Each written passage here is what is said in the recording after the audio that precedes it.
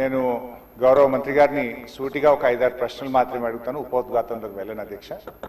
ముందుగా అసలు ఈ మూసీ మోడర్నైజేషన్ ప్రాజెక్టుకు ఎంత ఖర్చు అవుతుంది?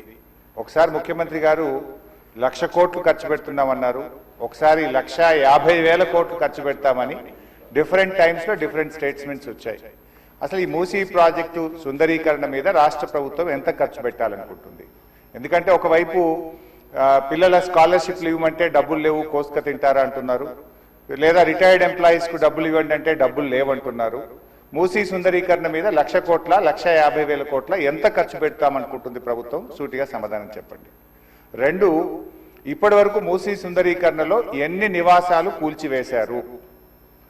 ఆ కూల్చివేసిన నివాసాలకు 2013 భూసేకరణ చట్టం కింద పాత ఇండ్లకు కంపెన్సేషన్ ఇచ్చారా, వేజ్ లాస్ ఇచ్చారా, లేదా సింపుల్ గా కేసీఆర్ గారు కట్టిన డబుల్ బెడ్రూమ్ ఇళ్లలో అసైన్మెంట్ చేసి పంపారా? 2013 భూసేకరణ చట్టం ప్రకారంగా 14.5 లక్షల రూపాయల డబ్బు ఇవ్వాలి వాళ్ళకు, పాత ఇంటికి R&Bతో ఎస్టిమేట్ చేసి డబ్బులు ఇవ్వాలి, అదేవిధంగా సెలబుల్ రైట్స్ తో కూడినటువంటి 200 గజాల స్థలంలో కట్టిన ఇల్లు ఇవ్వాలి. ఆ రకంగా ఇచ్చారా, ఇవ్వలేదా, ఇస్తే ఎప్పట్లోకి ఇస్తారు, ఎన్ని నివాసాలు కూల్చారు? ఇంకా మీరు ఐడెంటిఫై చేసి కూల్చవలసిన ప్రభుత్వ ప్రైవేటు ఇల్లు ఎంత భూమి ప్రభుత్వ ప్రైవేట్ సేకరిస్తున్నారు? సమాధానం చెప్పండి. నంబర్ 3, గౌరవనీయులు మంత్రి గారు మాట్లాడుతూ ఆన్సర్ సిలో ఏమన్నారంటే హెచ్ఎండబ్ల్యూఎస్బి నీటిని హిమాయత్ సాగర్, ఉస్మాన్ సాగర్ లో పంపిణీ చేయడానికి చేపట్టింది. మూసీ నదిలోకి ఎప్పటికప్పుడు విడుదల చేయడానికి 2.5 టీఎంసీలు రిజర్వ్ చేయడం జరిగింది అన్నారు. అంటే స్వచ్ఛమైన గోదావరి జలాలను మూసీలో వదులుతామన్నారు, సంతోషం. మరి ఈ 2.5 టీఎంసీల గోదావరి జలాలు ఎక్కడి నుంచి తెస్తున్నారు? గత ప్రభుత్వం కాళేశ్వరంలో భాగంగా నిర్మించిన మల్లన్న సాగర్ నుంచి నీళ్లు మూసీకి తెస్తున్నారా, ఇంకెక్కడి నుంచైనా గాల్లో నుంచి తెస్తున్నారా?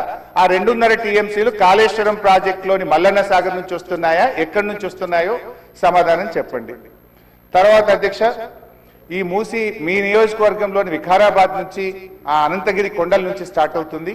గత ప్రభుత్వం మూసీలోకి మురికి నీరు రాకుండా ఉండాలని దాదాపు 32 ఎస్టీపీలు కట్టాం. అందులో ఒకటి మన వికారాబాద్ దగ్గర కూడా ఒక ఎస్టీపీ కట్టాం.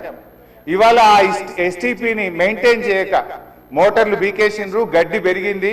ఆ ఎస్టీపీ ఫంక్షనల్ చేయక వికారాబాద్ మున్సిపాలిటీ మురికి నీరంతా ఈ రోజు మనం తాగుతున్న గండిపేట హిమాయత్ సాగర్ లోకి వస్తున్న విషయం ప్రభుత్వం దృష్టికి వచ్చిందా? ఆ ఎస్టీపీని ఎందుకు మెయింటైన్ చేయడం లేదు అని నేను అడుగుతా ఉన్నా. గత ప్రభుత్వ హయాంలో మేము మూసీలోకి మురికి నీరు రాకుండా ఉండాలని 32 ఎస్టీపీలు కట్టాం. మరొక 39 ఎస్టీపీలు కట్టడానికి కేంద్ర ప్రభుత్వానికి అమృత్ పథకం కింద మేము ప్రతిపాదనలు పంపాం. అవి మంజూరు వచ్చాయా, ప్రారంభించారా, ఏ దశలో ఉన్నాయో సమాధానం చెప్పండి. తర్వాత అధ్యక్ష, చివరి క్వశ్చన్, మరి మొన్న వరదలు వచ్చినప్పుడు మూసీ గేట్లు ఒకేసారి తెరిచి ఉద్దేశపూర్వకంగా ప్రజల ఇండ్లు మునిగిపోవాలి, రోడ్లు మునిగిపోవాలని ఈ ఉద్దేశపూర్వకంగా గేట్లు ఎత్తి ముంపు గురి చేసిన విషయం ప్రభుత్వం దృష్టికి వచ్చిందా? ఎందుకంటే పైన ఎంత వర్షం పడుతుంది, ఫ్లడ్ ఎంత ఉన్నదో చూసుకొని ముందే గేట్లు కొద్దిగా ఎత్తితే స్లోగా గ్రాడ్యువల్ గా ఫ్లడ్ బయటకు పోతుంది. కానీ గేట్లు ఆపిపెట్టి ప్రాజెక్టు మొత్తం నిండిన తర్వాత ఒకేసారి గేట్లు తెరవడం ద్వారా ఓఆర్ఆర్ యొక్క మరి పక్కనుండేటువంటి రోడ్లు కానీ ఓఆర్ఆర్ యొక్క మన పక్కనుండే రోడ్లు, ఇండ్లు ముంపు ఉద్దేశపూర్వకంగా కావాలనే ప్రభుత్వ పెద్దల యొక్క ఆదేశాలతో ఈ గేట్లు ఎత్తి ముంపు గురి చేసిన విషయం ప్రభుత్వం దృష్టికి వచ్చిందా? ఎందుకు ఆ రకంగా గేట్లు ఎత్తారు? ఒకవేళ ప్రభుత్వానికి ఆ ఉద్దేశం లేకపోతే ఆ అధికారుల మీద ఏమైనా చర్యలు తీసుకున్నారా?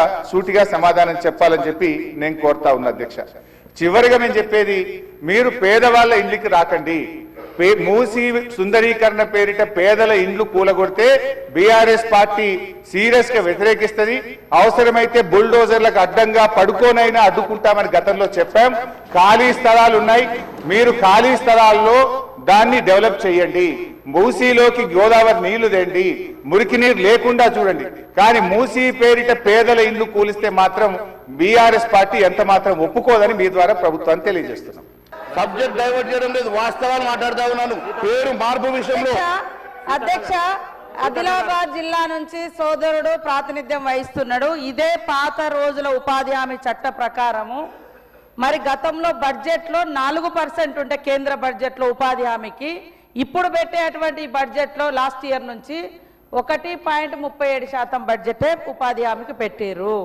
గతంలో మరి మొత్తం కేంద్రం భరిస్తే ఇప్పుడు 40% రాష్ట్రాల మీద పెడితే అప్పులున్న రాష్ట్రాలు ఎట్లా ఉపాధి పెంచుకోవాలి? మీది ఎట్లా ఉన్నదంటే కేంద్రం అనుమతిస్తుందట, కానీ భారాన్ని మేము మోయాలట. అట్లాంటప్పుడు మీరెందుకు మమ్మల్ని మీ భారం మా మీద మోస్తారు? ఎట్లుందంటే మా అనుమతి తీసుకోండి, కానీ మీరు గడక తిన్నా గంజి తిన్నా మమ్మల్ని అడగండి అన్నట్టుంది.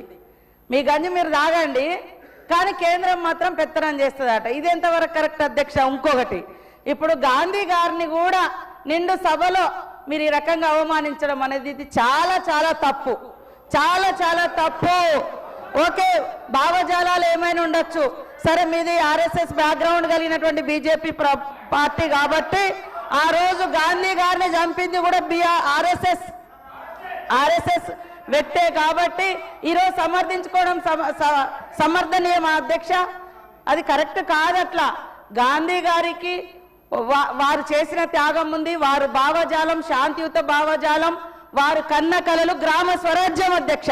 అందుకనే ఈరోజు గ్రామ స్వరాజ్యం రావాలంటే గాంధీ కలలు నిజం కావాలని, అది గ్రామీణ ప్రాంతాల్లో పేదరికం నిర్మూలన జరగాలని ఈ యొక్క ఉపాధి హామీని ఒక ఏదో అడుక్కుంటే వచ్చేదిలాగా కాకుండా హక్కులాగా ఇచ్చింది కాంగ్రెస్ ప్రభుత్వం. సోనియా గాంధీ గారి యూపీఏ చైర్పర్సన్ గా, మన్మోహన్ సింగ్ గారు స్వర్గీయ ప్రధానమంత్రిగా పెట్టడం జరిగింది అధ్యక్ష. దయచేసి మా సోదరునికి నేను ఒకటే చెప్తున్నా, అందులో మీరు 125 రోజులు అంటున్నారు. ఇప్పటి వరకు నేను మొత్తం తీసిన 125 రోజులు కాదు, మనం ఇచ్చిన 100 రోజులలో 60-50 రోజులు కూడా దాటిన ఎక్కడ పని జరగలే అధ్యక్ష, వాళ్ళు పరిపాలించే రాష్ట్రాలలో కూడా. కాబట్టి 100 రోజులు 125 పెంచడం అంటున్నారు ఓకే, కానీ అక్కడ చూస్తే 125 రోజులలో 50 రోజులు రాష్ట్రం పని కల్పించండి అంటున్నారు. అట్లాంటప్పుడు మీరు అదనంగా ఏదో నేను అనేది ఇందాక అదే, మీరు మా అనుమతి తీసుకోండి, మీ గడక మీరు తినుండ్రి అన్నట్టు ఉంది తప్ప, మీరు 125 రోజులు స్వతహాగా కేంద్ర ప్రభుత్వమే ఇస్తే అది నిజంగా సంతోషించదగ్గ విషయం.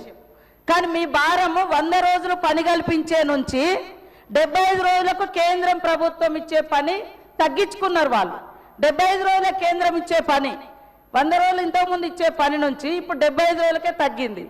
కాబట్టి ఇది మేము బాధపడుతున్నాం. అట్లనే మీరు కొత్త చట్టం తీసుకొచ్చి కొత్త పేర్లు పెడితే ఏం కాదు. 12 సంవత్సరాలు మీరు అధికారంలోకి వచ్చినాక కూడా ఎంజీఎన్ఆర్ చేసి నడిచింది. ఇప్పుడు ఎందుకు మార్చాలనే ఆలోచన వచ్చింది? దానికి కారణం ఏందో చెప్పండి. మీరు నిజంగా ఇంకొక కొత్త చట్టం తెచ్చి మోడీ గారి పేరు పెట్టుకోండి, గాడ్సే పేరు పెట్టుకోండి, ఎవరి పేరైనా పెట్టుకోండి, కానీ ఈరోజు ఉన్న పేరును మార్చాల్సిన అవసరం ఏమొచ్చింది? దానికి చెప్పకుండా మీరు డైవర్ట్ చేసి మళ్ళా సోనియా గాంధీ గారు, రాహుల్ గాంధీ గారు అట్లా అనడం కరెక్ట్ కాదన్నా. నువ్వు కూడా ఏఐసిసి మెంబర్గా పనిచేసినావు, అందుకోసం పేదలకు లబ్ధి జరిగే విధంగా మాట్లాడాలని మా మహేష్ అన్నను కోరుతాను. అధ్యక్ష, వారు గంట సేపు మాట్లాడిండ్రు, 2 నిమిషాలలోనే మళ్ళీ లేచి వారు మళ్ళీ 10 నిమిషాలు మాట్లాడుతూ ఉన్నారు. సబ్జెక్ట్ డివిజన్ కాదు అధ్యక్ష, పేరు మార్పు విషయమే చెప్పాను అధ్యక్ష. పేరు విషయంలోనే మీరు ఇనే ఓపిక ఉండాలి అధ్యక్ష. వారు అంతమంది మాట్లాడినా కూడా ఎన్ని రకాల కాంట్రవర్సీస్ మాట్లాడి ఇక్కడ సభలో లేనటువంటి మోడీ గారి పేరు తీసుకున్నా కూడా నేను ఇక్కడ కూడా మాట్లాడలేదు, అబ్జెక్షన్ రేజ్ చేయలేదు అధ్యక్ష. ఎందుకంటే నాకు అవకాశం ఇచ్చినప్పుడు నేను మాట్లాడతా కాబట్టి నేను అవకాశం వచ్చినప్పుడు మాట్లాడాలని ఇక్కడ వెయిట్ చేస్తున్నా అధ్యక్ష. ఈరోజు మాట మొదలు పెట్టాం కానీ నేను ఏమన్నాను అధ్యక్ష, అదే విషయం మాట్లాడు. నేను ఆ సబ్జెక్టుకి వెళ్తాను, వెళ్లే ముందు బికాజ్ సీతక్క గారు మాట్లాడారు కాబట్టి. ఎందుకంటే అధ్యక్ష, మహాత్మా గాంధీ గారు పక్క హిందువే. మహాత్మా గాంధీ గారు రామరాజ్యం గ్రామ స్వరాజ్యం కోరుకున్నారు. రామరాజ్యం గ్రామ స్వరాజ్యమే స్ఫూర్తిగా ఈరోజు ఎంఎన్ఆర్ఈజిఎస్ని ఈరోజు జీరామ్జీగా మేము మార్చి దాంట్లో అనేకమైనటువంటి మరి గ్రామాలకు అభివృద్ధి కోసం. ఎందుకంటే అధ్యక్ష, ఇప్పుడు గ్రామాలలో గత 20 సంవత్సరాల క్రితం మీరు ప్రవేశపెట్టినప్పుడు ఉన్నటువంటి పరిస్థితులు వేరు, ఈరోజు ఉన్నటువంటి పరిస్థితులు వేరు అధ్యక్ష. ఈరోజు ఎంతోమంది యువత, చదువుకున్నటువంటి యువత కూడా అక్కడికి వచ్చారు. ఎన్నో రకాలుగా అక్కడ జరుగుతున్నటువంటి అనేకమైనటువంటి అవినీతి కానీ అనేకమైనటువంటి మరి ల్యాప్సెస్ని కూడా కరెక్షన్ చేసే విధంగా ఈరోజు టెక్నాలజీ డెవలప్ అయింది. కాబట్టి కొంతవరకు దాన్ని మాడిఫై చేసే ప్రయత్నంలో ఈరోజు ఈ కార్యక్రమం తీసుకొచ్చారు. ఈరోజు తీసుకొచ్చినటువంటి మీరు ఈరోజు మహాత్మా గాంధీ గ్రామీణ ఉపాధి పథకం పేరు Viksit Bharat guarantee for Rozgar and Ajeevika mission అంటే విబిజీ రామ్జీగా పేరు మార్చారు. పేరు మార్చి రాష్ట్రాలు 6 నెలల లోపల ఈ చట్టాన్ని అన్ని అసెంబ్లీలో అంటే ఒక తెలంగాణ అసెంబ్లీ కాదు అధ్యక్ష, దేశవ్యాప్తంగా ఉన్నటువంటి భారతీయ జనతా పార్టీ పాలిత రాష్ట్రాలు కూడా దాదాపు 23 రాష్ట్రాలతో పాటు మరి మా అలయన్స్లో ఉన్నటువంటి అనేకమైనటువంటి రాష్ట్రాలతో పాటు 2-3 కాంగ్రెస్ రాష్ట్రాల్లో కూడా ఉన్నాయి. అన్ని కూడా అందరికీ కూడా 6 నెలల అవకాశం ఇచ్చి మీరు ఈ చట్టాన్ని తీసుకురావాలని చెప్పాలని చెప్పేసి ఒక కేంద్ర ప్రభుత్వం ఆదేశించినమాట వాస్తవం అధ్యక్ష. దీంట్లో 125 రోజులు పని దినాలు కల్పించాలని, దాంట్లో పెంచినటువంటి ఆ 25 రోజులు గతంలో 90% కేంద్రం ఇస్తుండే, సీతక్క గారు 100% కేంద్రం ఇస్తుంది అన్నారు, వారు కరెక్షన్ చేసుకోవాలి అధ్యక్ష. 90% కేంద్రం ఇస్తుండే, 10% రాష్ట్రాలు ఇస్తుండే అధ్యక్ష. ఇప్పుడు ఏమైంది అధ్యక్ష, 25 రోజులు ప్లస్ ఈ 10 రోజులతో పాటు 35 రోజులకు గాను 50 రోజులు 15 రోజుల పని దినాలు మీ మీద బర్డెన్ వేస్తుండొచ్చు. ఎందుకంటే రాష్ట్రాల కాంట్రిబ్యూషన్ కూడా ఉంటే రాష్ట్రాల పని దాంట్లో ఇన్వాల్వ్మెంట్ స్టార్ట్ అవుతుంది. అంటే ఈరోజు మీరు ఉపాధి హామీల కూలీల కోసం, రైతుల కోసం, రైతు కూలీల కోసం మీరు ఆ కొంత కాంట్రిబ్యూషన్ కూడా భరించడానికి ఇంత ఇబ్బంది ఎందుకు పడుతున్నారు అధ్యక్ష?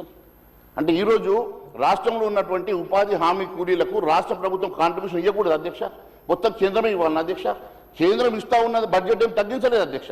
కేంద్రం ఇచ్చినటువంటి బడ్జెట్ యాజ్ ఇట్ ఈస్గా ఇస్తూ పెంచిన పని దినాలకు గాను ఈరోజు ఉపాధి హామీ ఎందుకు ఎందుకు ఎందుకు మీరు ఇంటర్వెన్షన్ ఎందుకు? పెంచినటువంటి ఉపాధి హామీ పని దినాలకు గాను రాష్ట్ర ప్రభుత్వం కూడా కొంత కాంట్రిబ్యూట్ చేయమని చెప్పి అడిగినమాట వాస్తవం అధ్యక్ష. దానికోసము అసలు మేము కాంట్రిబ్యూషన్ చేయము, మొత్తం కేంద్రమే భరించాలా. పెంచిన 25 రోజులు పని దినాలు పెంచడం వల్ల ఎంతమందికి ఉపయోగపడుతున్న అంశాన్ని కూడా రాష్ట్ర ప్రభుత్వం పరిగణలోకి తీసుకోవాలి కదా అధ్యక్ష. అంతేకాకుండా అధ్యక్ష ఈరోజు